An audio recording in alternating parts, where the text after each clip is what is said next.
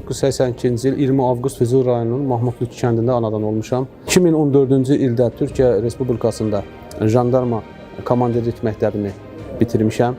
2015-ci ildən zabit hərbi rütbəsi almışam və Ensaylı hərbi hissədə qrup komandiri və dəstə komandirinin müavini kimi vəzifələrdə xidmət etmişəm. Xidmətim dövründə bir çox mükafatlarla mükafatlandırılmışam. Bunların içində isə vaxtından əvvəl kapitan hərbi rütbəsi də daxildir. 2020-ci il sentyabr ayının 27-si düşmən həmləsinin qarşısı alındıqdan sonra Cənab Ali Baş Komandanın müvafiq əmrinə əsasən əks həmlə əməliyyatı başladı. Mənim ilk döyüş yolum Füzuli rayonunun istiqamətində olubdur.